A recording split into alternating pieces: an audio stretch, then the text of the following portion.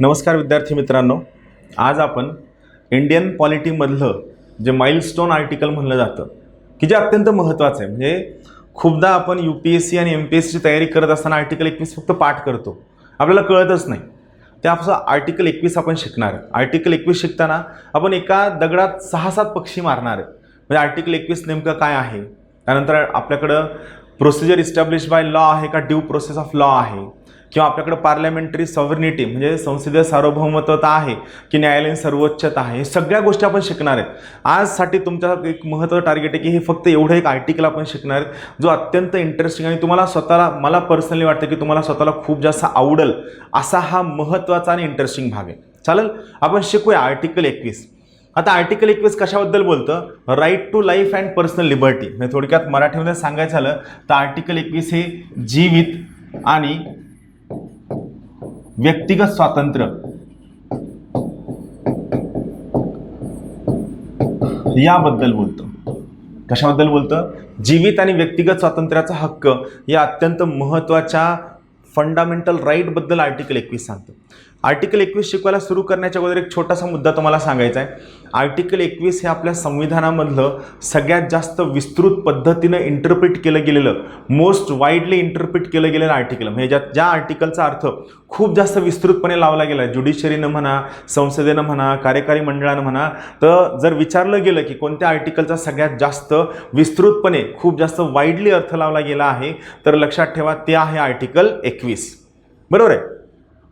Article 21ला आपण colourless legislation सुद्धा म्हणतो. का म्हणतो? त्यामागचं सगळ्यात मेन कारण असं आहे की आर्टिकल 21 जे आहे हे आर्टिकल 21ला आपण कोणत्याही कलरमध्ये टाकू शकतो, कोणत्याही बेसिसवर त्याचं इंटरप्रिटेशन करू शकतो, किंवा आर्टिकल 21 हे सगळ्या गोष्टींना लिंक होतं पाण्यासारखं. त्यामुळे याला आपण काय म्हणतो? कलरलेस लेजिस्लेशन असं म्हणतो. तर आर्टिकल 21 हे आपल्या दैनंदिन जीवनाशी निगडीत आहे. चला आपण सुरू करूया. आर्टिकल 21 कशाबद्दल बोलतं? तर आर्टिकल 21 म्हणतं की प्रत्येक व्यक्तीला, परत एकदा सांगतो, आर्टिकल 21 हे फक्त भारतीय नागरिकांना उपलब्ध नाहीये. आर्टिकल 21 हे सर्व व्यक्तींना उपलब्ध आहे. मी तुम्हाला मागं शिकवलं होतं, फक्त 5 कलमं अशी आहेत जी फक्त भारतीय नागरिकांना उपलब्ध आहेत. ती कलमं आहेत आर्टिकल 15, आर्टिकल 16, आर्टिकल 19, आर्टिकल 29 आणि आर्टिकल 30. ही 5 कलमं सोडली तर इतर सर्वच्या सर्व कलमं ही सर्व व्यक्तींना उपलब्ध आहेत. तर त्या एक गटामधलं आर्टिकल 21 जे आहे हे सर्व व्यक्तींना उपलब्ध आहे, सर्वांना उपलब्ध आहे. ही सगळ्यात महत्त्वाची बाब आहे. चालेल, आपण शिकूया. माझं म्हणणं आहे की प्रत्येकानं हे पाहावं, तुमच्या मित्रांसोबत सुद्धा शेअर करा, कारण हे आर्टिकल प्रत्येकाला माहीत असायला हवं. चला आपण आता इमॅजिन करूया. आर्टिकल 21 शिकण्याच्या अगोदर मला थोडक्यात तुम्हाला एक महत्त्वाचं बॅकग्राऊंड सांगायचं. काय बॅकग्राऊंड आहे? चला, तुम्ही हे व्यक्ती आहात, बरोबर आहे. आता तुम्हाला या संविधानानं खूप सगळ्या प्रकारचे हक्क दिलेले आहेत. पण कसं असतं, जसं तुम्हाला संविधानानं हक्क दिलेत त्याच पद्धतीने त्या हक्कांना कोणीतरी काढून घेणारं, त्या हक्कांना भंग करणारं, त्या हक्कांना व्हायलेट करणारे सुद्धा खूप सगळे घटक असतात, जे कंटिन्युअस तुमच्या स्वातंत्र्याला, तुमच्या हक्काला गदा आणणारे असतात, तुमच्यासोबत भांडणारे असतात, तुमच्या प्रॉपर्टीवर दावा सांगणारे असतात, तुम्हाला भाषण करून देणारे असतात. खूप सगळ्या टाईपचे लोक असतात, बरोबर. त्यामुळे काय आहे, आता हे जे तुम्ही आहात तर तुम्हाला जे फंडामेंटल राईट दिलेत त्या फंडामेंटल राईटमधला महत्त्वाचा हक्क कोणता? जीवित आणि व्यक्तिगत स्वातंत्र्याचा हक्क. आता इथं जीवित आणि व्यक्तिगत स्वातंत्र्य या शब्दाचा अर्थ खूप मोठा निघतो. पहा, जीवित, समजा माझ्या सोसायटीच्या बाहेर खूप मोठा कचरा पडलाय आणि या कचऱ्याच्या दुर्गंधीमुळं मला बॅक्टेरियल, व्हायरल किंवा सगळे इन्फेक्शन्स व्हायला लागलेत आणि इन्फेक्शन्स झाल्यामुळं मला जीविताला धोका निर्माण झालाय, तर मी आर्टिकल 21 वापरू शकतो व मी महानगरपालिकेच्या विरुद्ध सुप्रीम कोर्टमध्ये तक्रार करू शकतो की यांनी यांचं काम योग्य पद्धतीनं न केल्यामुळं, माझ्या सोसायटीच्या बाहेर कचरा जमा झाल्यामुळं त्या ठिकाणी माझ्या जीवित आणि व्यक्तिगत स्वातंत्र्याला धोका निर्माण झालाय. आलं लक्षात? सरकारनं लॉकडाऊन टाकलंय आणि सरकारने लॉकडाऊन टाकल्यामुळं त्या ठिकाणी मी माझ्या स्वतःच्या गोष्टी एन्जॉय करू शकत नाही, माझं व्यक्तिगत स्वातंत्र्य अफेक्ट झालंय. मी याच्या अंतर्गत सुद्धा कोर्टाकडे जाऊ शकतो. कोर्ट ठरवल माझं म्हणणं योग्य आहे की नाही, पण मला सुप्रीम कोर्टकडे जाण्याचा हक्क आहे.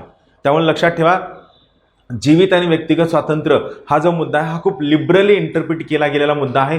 खूप विस्तृतपणे याचा अर्थ लावण्यात आलेला आहे.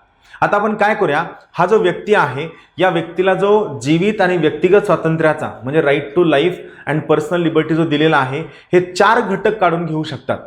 4 घटक असे आहेत जे या जीवित आणि व्यक्तिगत स्वातंत्र्याच्या हक्कावर गदा आणू शकतात. ते घटक कोणते कोणते? समजा ते घटक या इथं आहे, समजा महेश शिंदे, आणि मुकेश अंबानी किंवा मुकेश अंबानीच्या ऐवजी आपण काय करूया, आपण इथं लिहूया रिलायन्स जिओ. म्हणजे या दोघांना आपण कोणत्या गटात टाकायचं, या दोघांना आपण टाकायचं खाजगी व्यक्ती किंवा संस्था. ही लोक तुमच्या जीवित आणि व्यक्तिगत स्वातंत्र्याचा हक्क काढून घेऊ शकतात. हा एक गट आहे. दुसरा महत्वाचा गट आहे तो म्हणजे न्याय व्यवस्था.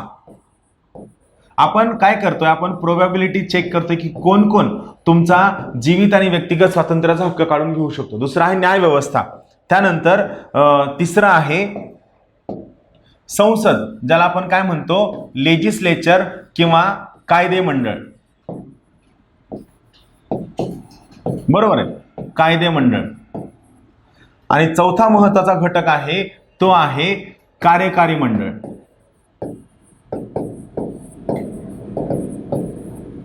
बरोबर आहे. यामध्ये कोण येतं, यामध्ये येतं PM plus CM plus council of minister आणि या संबंधित असणारे सर्व घटक. पहा, तुम्ही तुमचा राईट टू लाईफ आणि पर्सनल लिबर्टी एन्जॉय करत असताना असे चान्सेस आहेत की हे 4 घटक तुमच्या राईट टू लाईफ आणि पर्सनल लिबर्टीला भंग करू शकतात, व्हायलेट करू शकतात. आता समजा तुम्ही एखाद्या रस्त्यानं चाललाय, बरोबर, तुम्ही रोज तुमचा जायचा रस्ता आहे. मी काय केलं, मी त्या रस्त्यावर दगड टाकले. महेश शिंदे खाजगी व्यक्ती, मी त्या रस्त्यावर दगड टाकले आणि म्हणलं की या रस्त्यानं जर गेला असतं मी तो तंगड तोडून ठेवतो. आलं लक्षात. किंवा दुसरी गोष्ट काय झाली, तुम्हाला आणखीन समजा तुमचं शेत आहे, तुमच्या शेतामधून तुम्हाला जायचंय आणि तुमच्या शेताकडे जाताना तिथे एखादी जमीन समजा रिलायन्स जिओनं घेऊन ठेवली आहे आणि त्या जिओनं काय केलं, तिथं सगळे टॉवर उभे केलेत. बरोबर आहे. त्या टॉवरमुळे तुम्हाला तुमची बैलगाडी तुमच्या शेतामध्ये घेऊन जाता येत नाहीये, जो तुमच्या जीविताचा प्रश्न आहे का, कारण त्या शेतावर तुमची उपजीविका चालते किंवा तो तुमच्या व्यक्तिगत स्वातंत्र्याचा हक्क आहे. बरोबर आहे. दोन्ही व्यक्ती किंवा संस्था किंवा कंपनी, आम्ही खाजगी व्यक्ती झालो. आता जर समजा या पर्टिक्युलर केसमध्ये मी किंवा एखाद्या कंपनीनं तुमचा जीवित आणि व्यक्तिगत स्वातंत्र्याचा हक्क काढून घेण्याचा प्रयत्न केला तर तुम्ही सरळ कोणाकडे जाऊ शकता, तुम्ही सरळ सरळ पोलिसांकडे जाऊ शकता.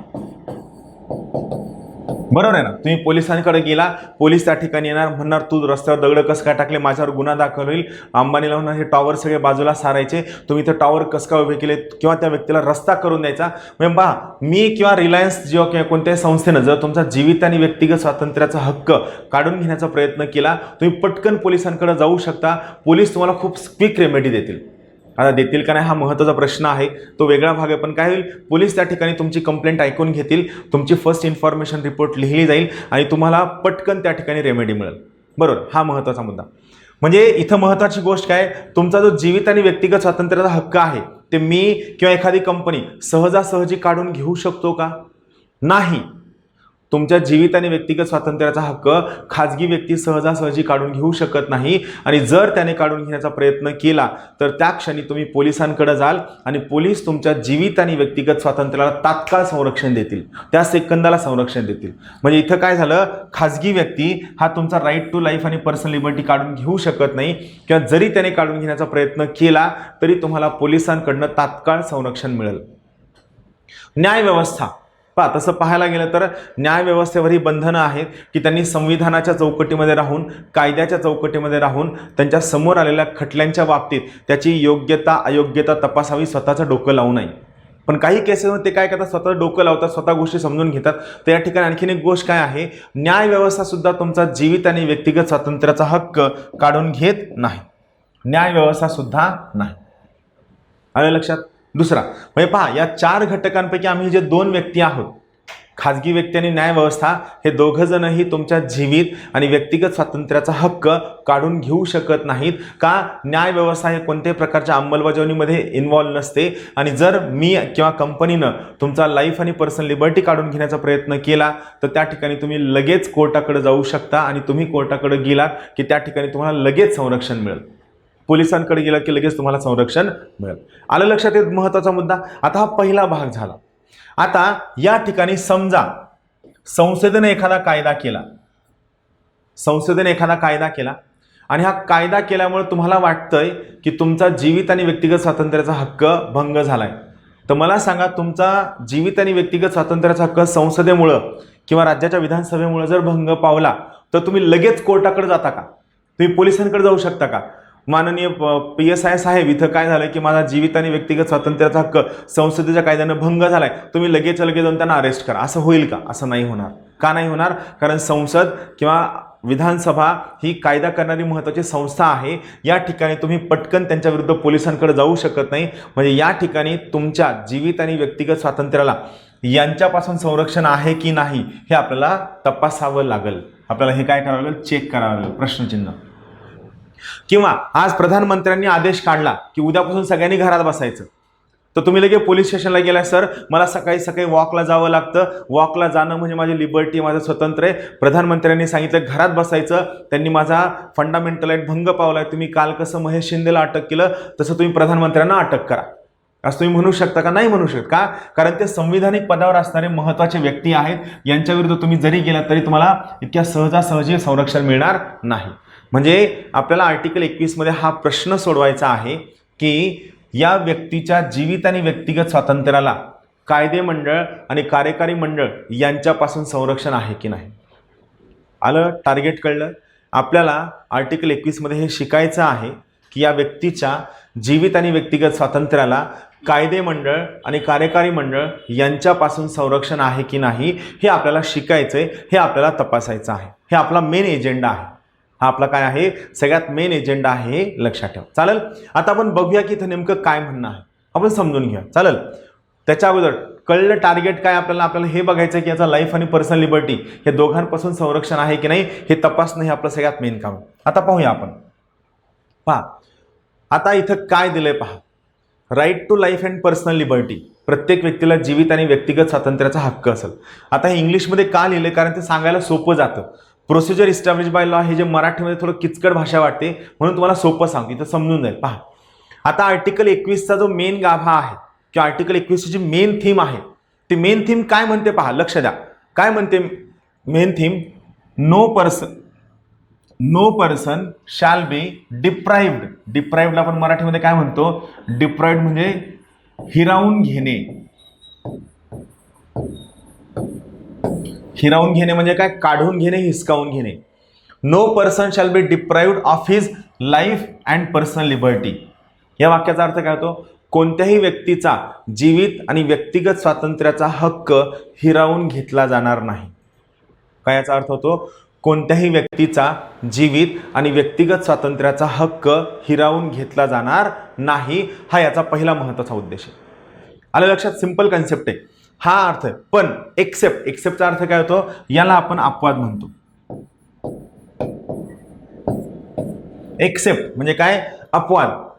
म्हणजे वरच्या वाक्याला अपवाद आहे. आता वरचं वाक्य काय आहे? कोणत्याही व्यक्तीचा जीवित आणि व्यक्तिगत स्वातंत्र्याचा हक्क हिरावून घेतला जाणार नाही, हिसकावून घेतला जाणार नाही, मात्र या वरच्या वाक्याला अपवाद आहे. अपवाद आहे याचा अर्थ काय? याचा अर्थ कोणत्याही व्यक्तीचा जीवित आणि व्यक्तिगत स्वातंत्र्याचा हक्क हिरावून घेतला जाऊ शकतो. बरोबर आहे? फक्त जर वरचं वाक्य वाचलं, खालचं ह्या ॲरोच्या वरचं वाचलं, काय लक्षात येतं की कोणत्याही व्यक्तीचा जीवित आणि व्यक्तिगत स्वातंत्र्याचा हक्क काढून घेतला जाणार नाही. पण याच्या खाली काय? अपवाद आहे. म्हणजे वरच्या वाक्याला अपवाद आहे. याचा अर्थ काय? तो काढून घेतला जाऊ शकतो. कसा काढून घेतला जाऊ शकतो? Except procedure establish by law. Except काय? Procedure establish by law.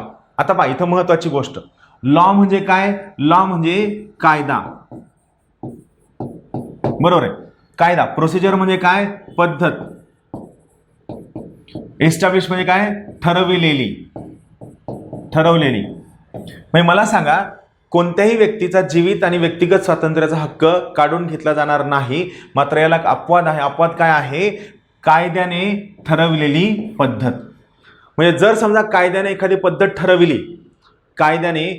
पद्धत ठरविली तर त्या केसमध्ये मात्र त्या व्यक्तीचा जीवित आणि व्यक्तिगत स्वातंत्र्याचा हक्क काढून घेतला जाऊ शकतो. कायद्याने जर पद्धत ठरविली तर या केसमध्ये या व्यक्तीचा जीवित आणि व्यक्तिगत स्वातंत्र्याचा हक्क काढून घेतला जाऊ शकतो. आता महत्त्वाची गोष्ट, आपल्या इथं कायदा कोण करतं? कायदे मंडळ करतं. मग ते केंद्रामध्ये संसद असेल किंवा राज्यामध्ये विधिमंडळ असेल, यांचं काय असतं? कायदा असतं. कायदे मंडळानं कायदा केला बरोबर आहे. आणि या कायद्यानं जर सांगितलं की याचा जीव काढून घ्या, याची लाईफ आणि पर्सनल लिबर्टी काढून घ्या, तर आपण काढून घेऊ शकतो का आता? येस, आपण काढून घेऊ शकतो. म्हणजे या व्यक्तीचा लाईफ आणि पर्सनल लिबर्टी कुणीच काढून घेऊ शकत नाही, फक्त त्याला एक अपवाद आहे. अपवाद काय आहे? कायद्याने ठरविलेली पद्धत. आणि कायदा कोण करतं? कायदा करतं संसद किंवा कायदा करतं तुमचं विधिमंडळ. कायदा कोण करतं? कायदा करतं तुमची संसद किंवा तुमचं विधिमंडळ हा कायदा करू शकतं. आणि सगळ्यात महत्त्वाची गोष्ट, संसद किंवा विधिमंडळानं कायदा करणं म्हणजे काय? याला आपण कायदेमंडळ हा शब्द वापरतो. याला आपण काय शब्द वापरतो? कायदेमंडळ. आता आपण मगाचा चार्ट करूया. पहा, मगाशी आपण काय पाहितलं? हा व्यक्ती आहे, या व्यक्तीला लाईफ आणि पर्सनल लिबर्टी आर्टिकल 21 ने दिले. आर्टिकल 21 काय म्हणतं? कोणत्याही व्यक्तीचा लाईफ आणि पर्सनल लिबर्टी काढून घेतला जाणार नाही. बरोबर आहे. इथं हे 4 घटक आहेत, जे 4 घटक याचं लाईफ आणि पर्सनल लिबर्टी काढून घेऊ शकतात. पण यापैकी अगोदर 2 आपण कॅन्सल केलेत. कोणते 2 आपण कॅन्सल केलेत? खाजगी व्यक्ती आपण कॅन्सल केलाय, न्याय व्यवस्था आपण कॅन्सल केली आहे. या दोघांमधलं आपल्याला शोधायचं होतं. आता आपण आर्टिकल 21 वाचलो. 21 काय म्हणतं? कोणत्याही व्यक्तीचा जीवित आणि व्यक्तिगत स्वातंत्र्याचा हक्क काढून घेतला जाणार नाही, मात्र याला अपवाद आहे. अपवाद काय आहे? कायद्याने ठरविलेली पद्धत. आता मला सांगा, कायद्याने ठरवलेली पद्धत म्हणजे काय? कायदा जे म्हणाल ते. मला सांगा, कायदा कोण करतं? कायदेमंडळ का कार्यकारी मंडळ? कायदेमंडळ. कायदा कोण करतं? कायदेमंडळ करतं. कार्यकारी मंडळाचं काम काय आहे? त्याची अंमलबजावणी करणं. कार्यकारी मंडळ हे कायदा करत नाही. याचं काम आहे जो कोणता कायदा त्यांच्या समोर येईल त्याचा अंमलबजावणी करणं. म्हणजे मला सांगा, त्या वाक्यानुसार या व्यक्तीचा लाईफ आणि पर्सनल लिबर्टी कोण काढून घेऊ शकतं? फक्त लेजिस्लेचर काढून घेऊ शकतं, कार्यकारी मंडळ नाही. म्हणजे इथं लक्षात ठेवा, आर्टिकल 21 नुसार या व्यक्तीच्या लाईफ आणि पर्सनल लिबर्टीला कार्यकारी मंडळापासून सुद्धा संरक्षण आहे. कार्यकारी मंडळ या व्यक्तीचा लाईफ आणि पर्सनल लिबर्टी काढून घेऊ शकत नाही. मात्र कोण काढून घेऊ शकतं? कायदेमंडळ. कायदेमंडळ का काढून घेऊ शकतं? कारण तिथं वाक्य आहे, कायद्याने प्रस्थापित कार्यपद्धतीनुसार किंवा कायद्याने ठरविलेल्या कार्यपद्धतीनुसार, ज्याला आपण इंग्लिशमध्ये काय म्हणतो? Procedure established by law. आलं लक्षात? आता प्रोसिजर इस्टॅब्लिश बाय लॉ कोण करतं? कायदेमंडळ करतं. कायदेमंडळ म्हणजे कोण? संसद. म्हणजे मला सांगा, या केसमध्ये ऑल पॉवरफुल कोण झालं? या केसमध्ये ऑल पॉवरफुल कोण झालं? संसद ही ऑल पॉवरफुल झाली. कोण ऑल पॉवरफुल झालं? संसद ही ऑल पॉवरफुल झाली. म्हणजे पहा, इथं मी 2 वाक्य म्हणतो. आता आर्टिकल 21चं कन्क्लुजन काय निघतं? आर्टिकल 21चं कन्क्लुजन लक्षात ठेवा. आर्टिकल 21 पहिलं कन्क्लुजन काय आहे? कोणत्याही व्यक्तीचा, बरोबर आहे, लाईफ आणि पर्सनल लिबर्टी, बरोबर आहे, कोणत्याही व्यक्तीच्या लाईफ आणि पर्सनल लिबर्टीला कार्यकारी मंडळापासून संरक्षण आहे.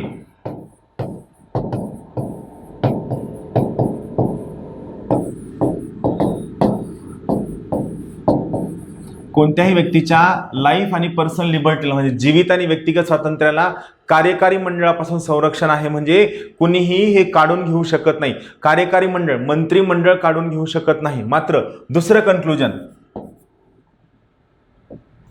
कोणत्याही या व्यक्तीच्या लाईफ आणि पर्सनल लिबर्टीला कायदेमंडळापासून संरक्षण नाही.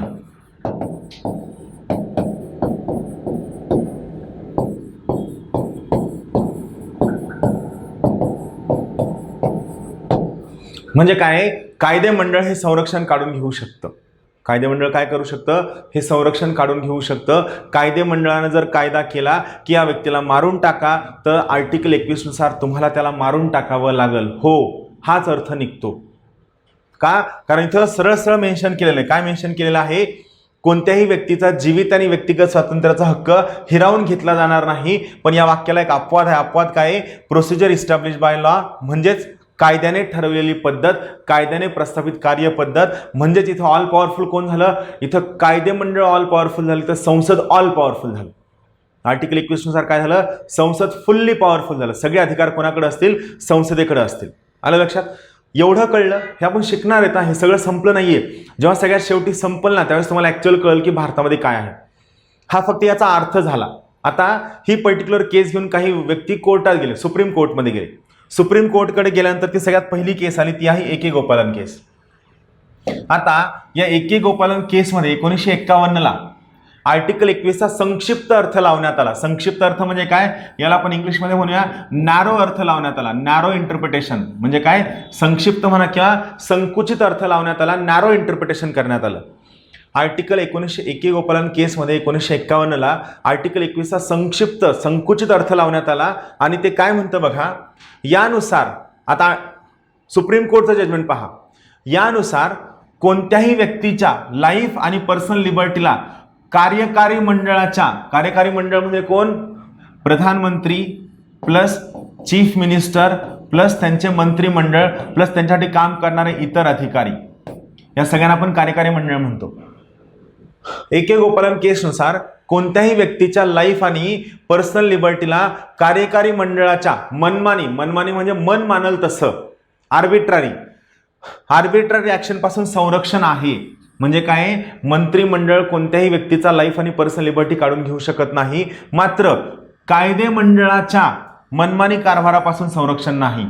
म्हणजे काय, कायदे मंडळानं कोणताही कायदा केला तरीही तुम्हाला तो कायदा फॉलो करावा लागेल. का, कारण आर्टिकल 21 असं म्हणतं की कोणत्याही व्यक्तीचा जीवित आणि व्यक्तिगत स्वातंत्र्याचा हक्क काढून घेतला जाणार नाही except procedure establish by law पासून संरक्षण आहे. मात्र कायदे मंडळाच्या मनमानी कारभारापासून संरक्षण नाही. कायदे मंडळ म्हणजे संसद तुमचा राईट टू लाईफ आणि पर्सनल लिबर्टी सहजासहजी हिरावून घेऊ शकते, त्यावर कोणतेही बंधन नाही. याचा अर्थ काय होतो, कायदे मंडळ एखाद्या व्यक्तीची लाईफ आणि पर्सनल लिबर्टी हिरावून घेऊ शकते आणि या लाईफ आणि पर्सनल लिबर्टीला कायदे मंडळाच्या म्हणजे संसदेच्या कायद्यांपासून संरक्षण नाही, मात्र मंत्रिमंडळाच्या ऍक्शनपासून मात्र संरक्षण आहे. म्हणजे एखाद्या मंत्र्यानं जर तुमच्या विरुद्ध मनमानी पद्धतीने वागण्याचा प्रयत्न केला तर तुम्ही कोर्टात जाऊ शकता, मात्र कायदे मंडळानं मनमानी पद्धतीने वागलं तर आर्टिकल 21 नुसार तुम्ही सुरुवातीला एके गोपालन केस नंतर असं कोर्टात जाऊ शकत नव्हता, कारण त्यांचं म्हणणं होतं की त्यांना 100% अधिकार आहे. आलं लक्षात. आता ही पहिली एके गोपालन केस, याचाच अर्थ काय होतो, जेव्हा कायदे मंडळ तुमचा राईट टू लाईफ आणि पर्सनल लिबर्टी काढून घेऊ शकते, याचाच अर्थ काय होतो, याला आपण म्हणतो प्रोसिजर इस्टॅब्लिश बाय लॉ. मराठीत आपण याला काय म्हणतो, कायद्याने प्रस्थापित कार्यपद्धत.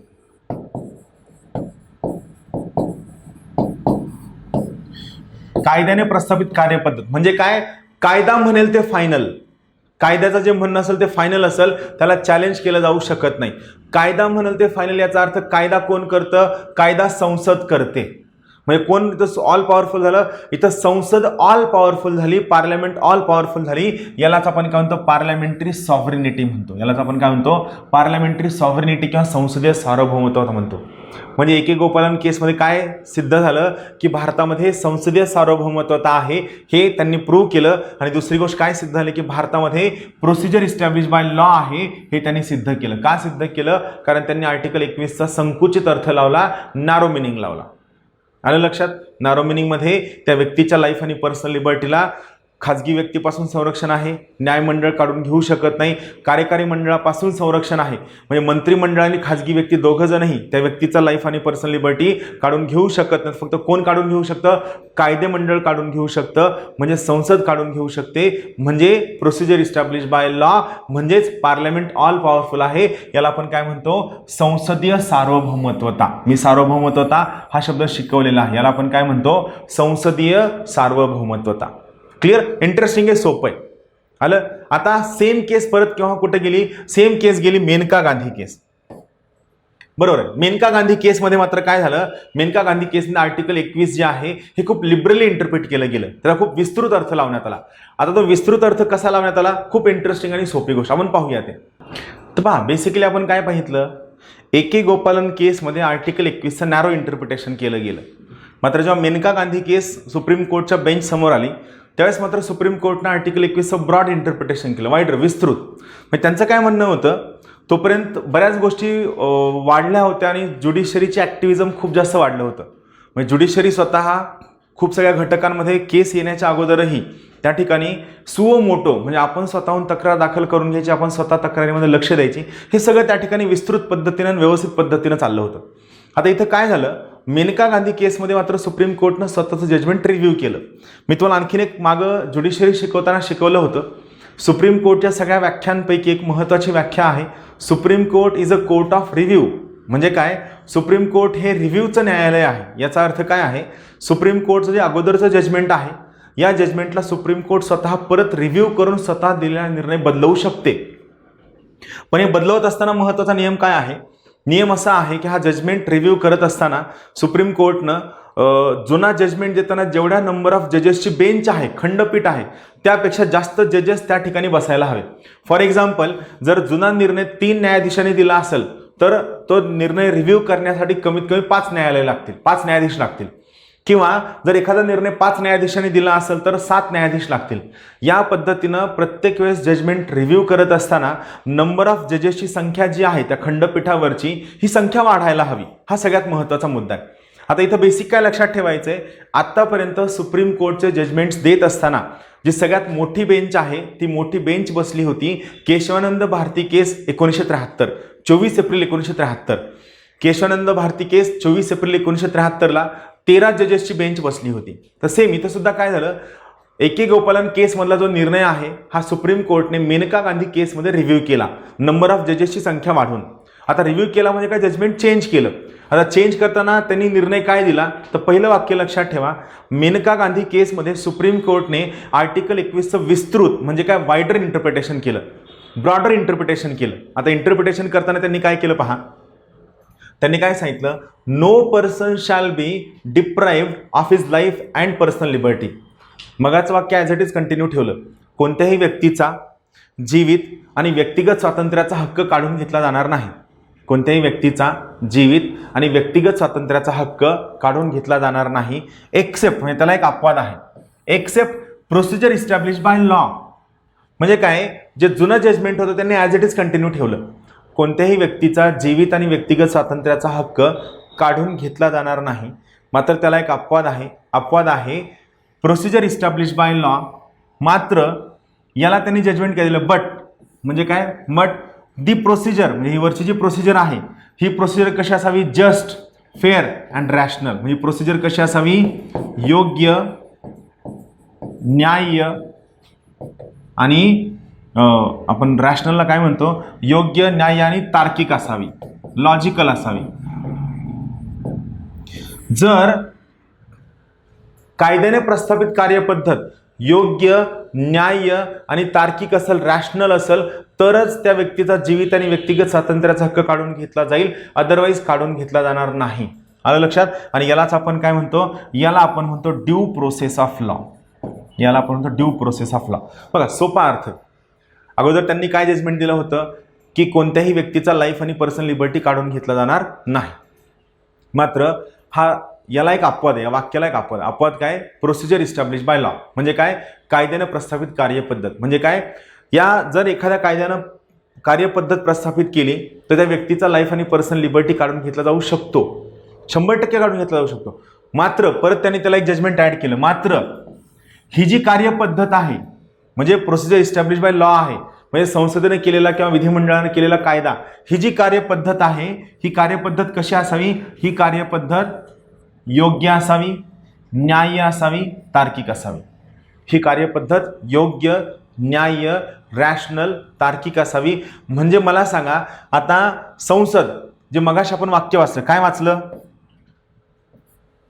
काय वाचलं, कायदे मंडळाच्या मनमानी कारभारापासून संरक्षण आहे. मनमानी कारभार, आता मला सांगा, इथं मनमानी कारभारापासून संरक्षण नव्हतं, पण या जजमेंट नंतर मला सांगा, कायदे मंडळाची कार्यपद्धत मनमानी चालेल का, नाही चालणार.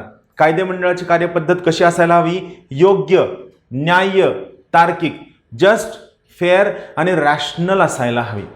आणि मग महत्त्वाची गोष्ट, त्या संसदेचा कायदा किंवा कायद्याने प्रस्थापित कार्यपद्धत ही योग्य आहे की नाही, ही न्याय्य आहे की नाही, ही तार्किक आहे की नाही, हे कोण ठरवल, हे ठरवल न्याय व्यवस्था.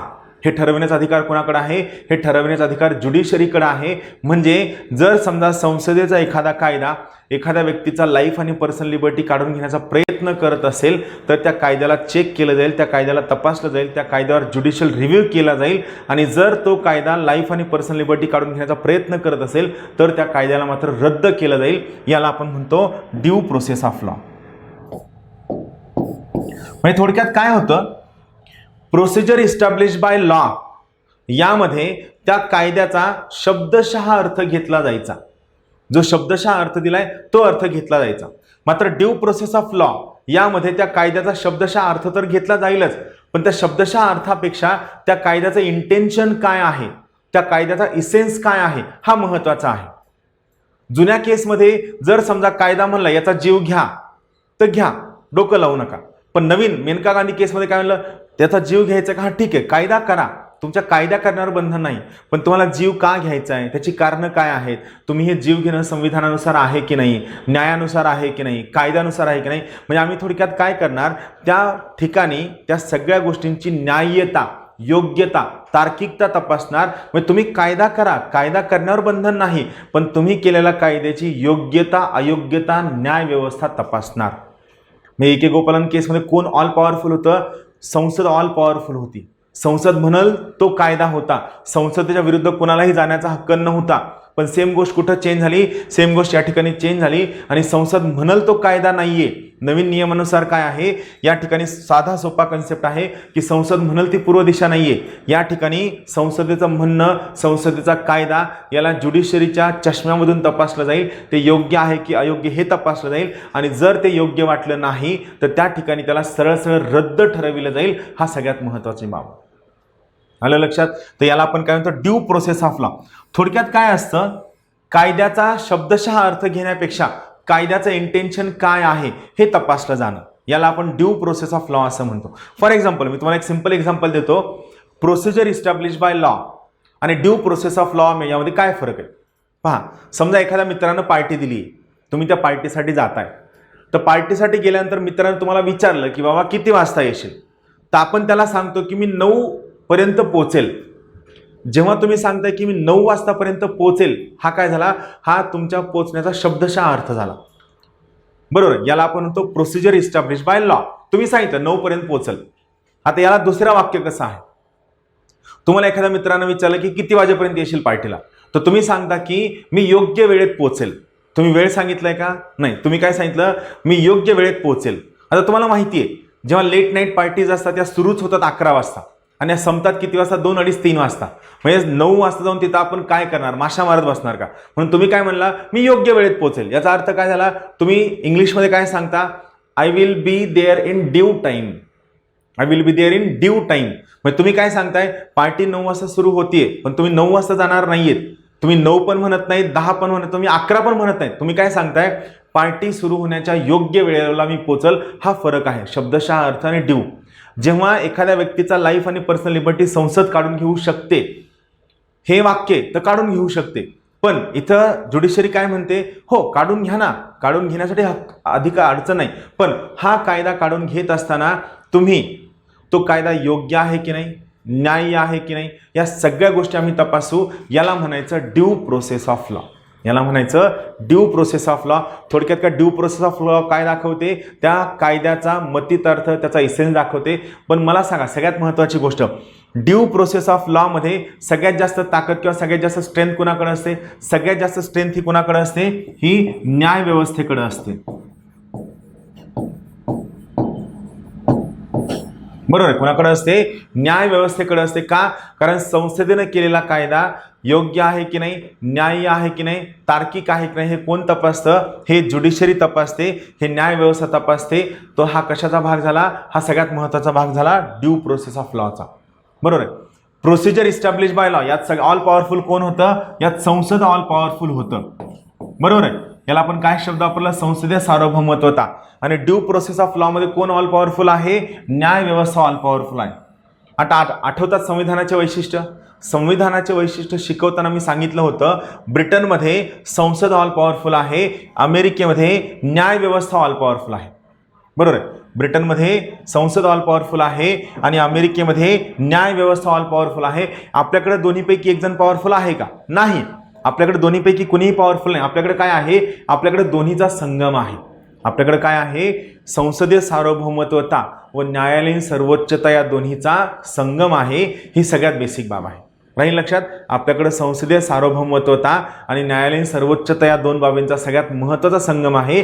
त्यामुळे ही महत्त्वाची गोष्ट आलं लक्षात. इथं म्हणजेच एखाद्या व्यक्तीच्या लाईफ, आता या मेनका गांधी केस नंतर म्हणजेच एखाद्या व्यक्तीच्या लाईफ आणि पर्सनल लिबर्टीला कार्यकारी मंडळ आणि कायदे मंडळ दोघांच्याही मनमानी ॲक्शन पासून संरक्षण उपलब्ध आहे.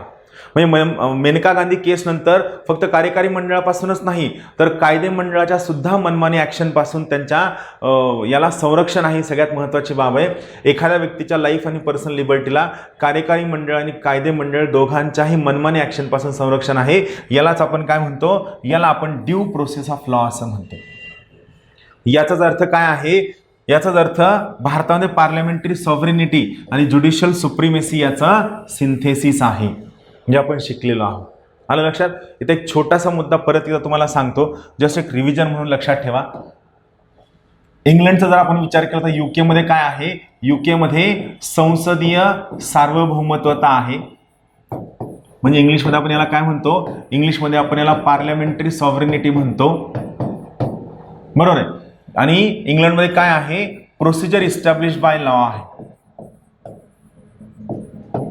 म्हणजे संसद जे म्हणाल ते फायनल असेल, याला आपण चॅलेंज करू शकत नाही. प्रोसिजर इस्टॅब्लिश बाय लॉ आहे इंग्लंडमध्ये, बरोबर आहे. आणि अमेरिकेमध्ये काय आहे, तर अमेरिकेचं लक्षात ठेवा, अमेरिकेमध्ये न्यायालयीन सर्वोच्चता आहे, ज्युडिशियल सुप्रिमेसी. अमेरिकेमध्ये न्यायालयीन सर्वोच्चता आहे, बरोबर आहे. म्हणजेच काय, अमेरिकेमध्ये ड्यू प्रोसेस ऑफ लॉ आहे.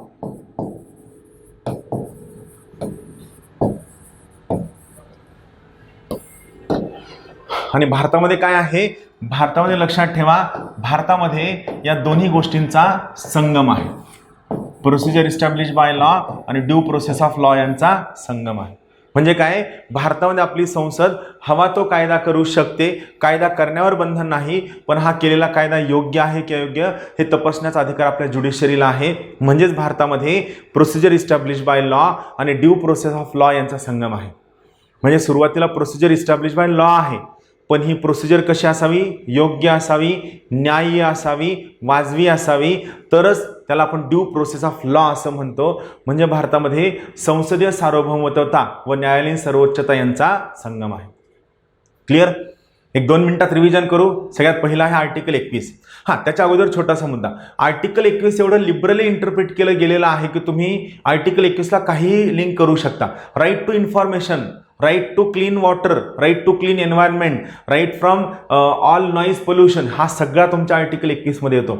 एवढं आर्टिकल 21ला लिबरली इंटरप्रिट केलं गेलेलं महत्त्वाचं आर्टिकल आहे. राहील लक्षात. हे सगळ्यात बेसिक मुद्दे जे तुम्हाला माहीत असायला हवे, बरोबर. म्हणजे थोडक्यात काय की सर मोठ्यानं बोलू नका, तुम्ही मोठ्यानं बोलल्यामुळे खूप मोठं नॉईज पोल्युशन होतं आणि त्या नॉईज पोल्युशनमुळं मला त्रास होतो, त्यामुळं आर्टिकल 21ने तुमच्या मोठ्यानं बोलल्यामुळं माझ्या जीविताला धोका आहे, तुम्ही मोठ्यानं बोलू नका, हे सुद्धा त्या ठिकाणी विरोध केला जाऊ शकतो. आलं लक्षात. हे आर्टिकल 21 आहे, the most liberally interpreted article of Indian constitution. नाही लक्षात. हे एकदा मुद्दा कळला की तुम्हाला क्लिअर आहे. चालेल. आता बघा, मी 2 मिनिटात रिव्हिजन करून देतो, हे महत्त्वाचं आहे. सगळ्यात पहिला महत्त्वाचा मुद्दा आपण काय पाहितला, आर्टिकल 21चं टायटल आहे right to life and personal liberty, बरोबर. आर्टिकल 21 काय म्हणतं, प्रत्येक व्यक्तीला जीवित आणि व्यक्तिगत स्वातंत्र्याचा हक्क आहे. हा हक्क कोणीही हिरावून घेणार नाही, मात्र कायद्याने प्रस्थापित कार्यपद्धत म्हणजे प्रोसिजर इस्टॅब्लिश बाय लॉ नुसार तुम्ही ही हिरावून घेऊ शकता. पहिला मुद्दा म्हणजे काय, जेव्हा ही केस A.K. गोपालन केसमध्ये गेली त्यावेळी सुप्रीम कोर्टनं आर्टिकल 21चं नॅरो इंटरप्रिटेशन केलं आणि सुप्रीम कोर्ट स्वतः म्हणतं की आर्टिकल 21 नुसार कोणत्याही व्यक्तीच्या लाईफ आणि पर्सनल लिबर्टीला कायदे मंडळाच्या मनमानी ॲक्शनपासून संरक्षण नाही, फक्त कार्यकारी मंडळापासून संरक्षण आहे. मात्र मगाशी मी तुम्हाला सांगितलं तसं आपलं जे सुप्रीम कोर्ट आहे, सुप्रीम कोर्ट हे कोर्ट ऑफ रिव्ह्यू आहे आणि त्यामुळे सुप्रीम कोर्टनं काय केलं, मेनका गांधी केसमध्ये ही पर्टिक्युलर केस परत रिव्ह्यू केली आणि रिव्ह्यू करून त्यांनी सांगितलं हो मान्य आहे की एखाद्या व्यक्तीचा लाईफ आणि पर्सनल लिबर्टी काढून घेतला जाऊ शकत नाही. हा काढून घेताना तो फक्त कायद्याने प्रस्थापित कार्यपद्धतीनुसारच काढून घेतला जाऊ शकतो. मात्र ही कार्यपद्धत कशी असावी, योग्य असावी, न्याय्य असावी, वाजवी असावी, तार्किक असावी, तरच त्या व्यक्तीचा लाईफ आणि पर्सनल लिबर्टी काढून घेतला जाऊ शकतो. अदरवाईज तो right to life and personal liberty काढून घेतला जाणार नाही. म्हणजेच गोपालन केसमध्ये जे शिक्कामोर्तब झालं होतं प्रोसिजर इस्टॅब्लिश बाय लॉ आणि संसदीय सार्वभौमत्वता याला परत काय झालं, मेनका गांधी केसमध्ये रिव्ह्यू करण्यात आलं आणि सांगण्यात आलं की ही जी प्रोसिजर इस्टॅब्लिश बाय लॉ आहे ही योग्य असावी, न्याय्य असावी, तार्किक असावी. म्हणजेच आपल्याकडे काय आहे, आपल्याकडे ड्यू प्रोसेस ऑफ लॉ आहे. म्हणजेच काय आहे, आपल्याकडं ड्यू प्रोसेस ऑफ लॉ आहे. आणि ड्यू प्रोसेस ऑफ लॉ काय दाखवतं, संसदीय सार्वभौमत्वता व न्यायालयीन सर्वोच्चता या दोन्हीचा योग्य असा संगम दाखवतो. त्यामुळे आर्टिकल महत्त्वाचं आहे. सगळ्यांनी लक्षात ठेवा, हे आर्टिकल 21 का महत्त्वाचं आहे. आर्टिकल 21च्या आधारावरती आपल्याला खूप सगळ्या गोष्टी शिकायच्या आहेत. मी तुम्हाला खूप एमर्जन्सी टॉपिक शिकवताना एक महत्त्वाचं वाक्य सांगितलं होतं, आर्टिकल 20 आणि 21ने दिलेले फंडामेंटल राईट्स हे कोणत्याही केसमध्ये सस्पेंड होत नाहीत, हे तुम्हाला सांगितलं होतं. इतर सगळे फंडामेंटल राईट नॉर्मली कोणत्या केसमध्ये सस्पेंड होऊ शकतात. फक्त महत्त्वाचा मुद्दा आहे, आर्टिकल 20 आणि 21ने दिलेले फंडामेंटल राईट कोणत्याही केसमध्ये सस्पेंड होत नाहीत. काल आपण आर्टिकल 20 शिकलो, आज आपण आर्टिकल 21 शिकले. सगळ्यात महत्त्वाचं आर्टिकल आहे आणि मला वाटतं की हे तुम्हाला कळलेलं. जर कळलं तर तुमच्या सगळ्या रिस्पॉन्सेस कमेंटमध्ये नक्की कळवा. Thank you very much. Have a good day. Thank you.